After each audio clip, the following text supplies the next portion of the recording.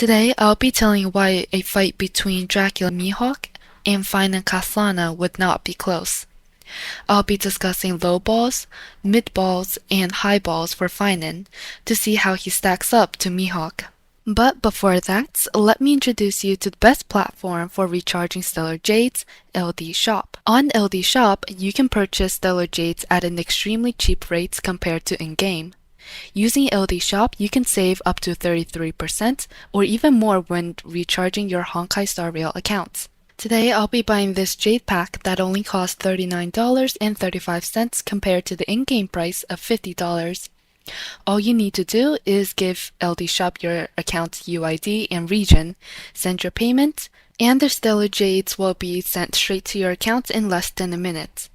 On top of that, if you recharge up to $80 in a month, you can get a supply pass for free straight from the website, which can be treated as another $5 discount on any purchase. Even if you use VPN method, you can never get a cheaper price than LD Shop with the free supply pass.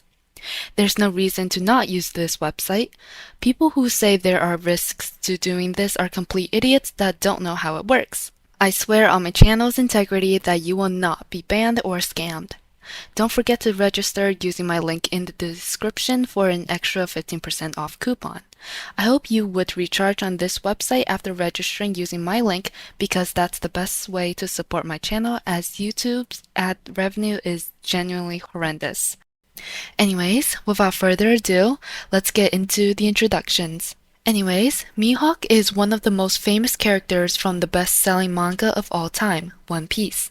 He is widely known as the strongest swordsman in the world, a title he holds with absolute authority. As one of the most powerful individuals in the world of One Piece, Mihawk represents the pinnacle of swordsmanship.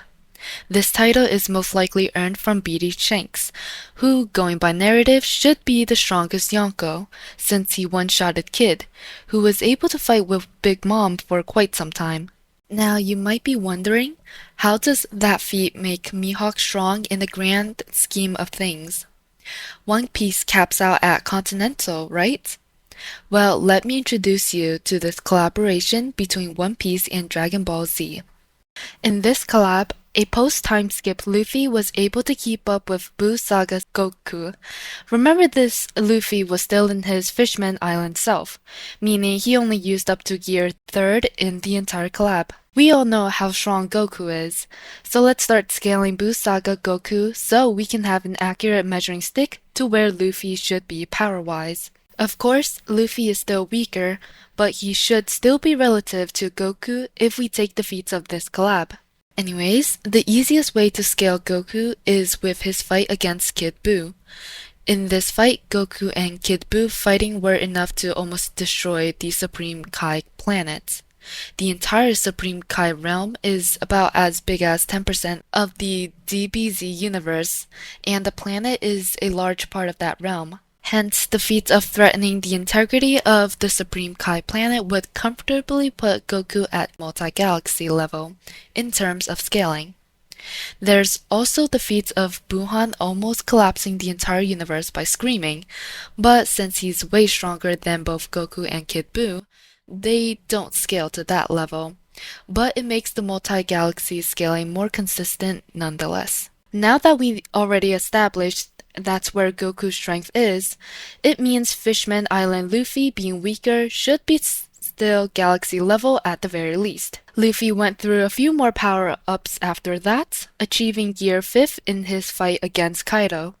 This makes him, at the very least, dozens of times stronger than before, meaning it'll push him over to multi-galaxy level once again. Now, you might be wondering, how does this correlate to Mihawk? Well, remember that Shanks is narratively the strongest Yonko, and Luffy is a Yonko, which means that Shanks is stronger than current Luffy, meaning Mihawk, who is stronger than Shanks, will also be able to be scaled to multi-galaxy level. Some Shanks fanboys may use the Hockey Man argument to discredit Mihawk's title of being the world's strongest swordsman, but the main argument of Shanks' strength coming from his hockey does not mean that he isn't a swordsman. So yes, Mihawk is still stronger. Now, we have Mihawk comfortably at multi-galaxy level. Where does Phainon scale? Well, we'll start with the low ball, since everything in Amphorius is just a simulation. It means nothing that Phainon did was real. 33 million core flames multiplied by 12 for what? All of it is just lines of code in the end. This lowball takes into account that even the final fights we see at the end of version 3.4 is also part of the simulation, putting Phainon at hypoversal level, hypo meaning low and verso meaning universe, which puts him below a zero-dimensional being. This means Mihawk wins with no concept of difficulty whatsoever. We move on to the mid-ball version. This version assumes that what we see at the end of version 3.4 is actually reality and did happen outside of the simulation. Since we see Phainon destroying a few galaxies, it puts him at galaxy level. I don't think he's multi-galaxy level since that would mean he needs to destroy multiple at once. He scratched Nanuk's face, but it doesn't really mean anything since that was just an avatar or projection of the real Nanuk, who sits on top of the imaginary tree.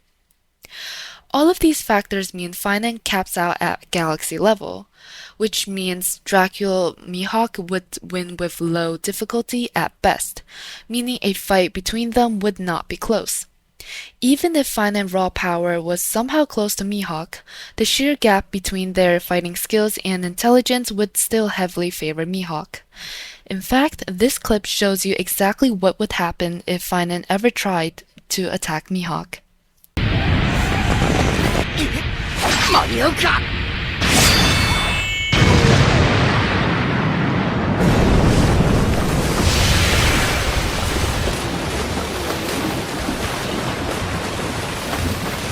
これより先は想定外になりそうだ。行くぞゴースト娘。私に命令するんじゃねえ。てか隕石切るなら早く言え。ビビったじゃねえか。For the last parts, let's highball Phainon as high as possible and see if he even stands a chance. If we take that scratch on Nanuk seriously and say he fully scales to him, it means that Phainon would be considered hyperversal. That's a huge leap in logic, so we'll have to do the same for Mihawk too. The kanji in Mihawk's World's Strongest Swordsman title is Sekai, which can mean more than just a planet. It can also mean the entirety of existence itself, meaning that anybody in fiction that is a man and holds a sword is automatically upscaling Mihawk. This, of course, puts Mihawk instantly above Phainon, but we can go further. He would also be stronger than beings like Anos and Michael Demirgos, who is straight up one of the strongest beings in fiction. This puts Mihawk at near boundless in terms of tiering, which means he would instantly beat not just Phainon, but Nanuk too with no concept of difficulty.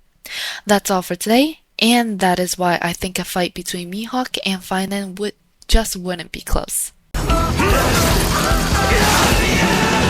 俺はウサギを狩るのに全力を出すバカな獣とはあいにくこれ以下の刃物は持ち合わせていないのだ。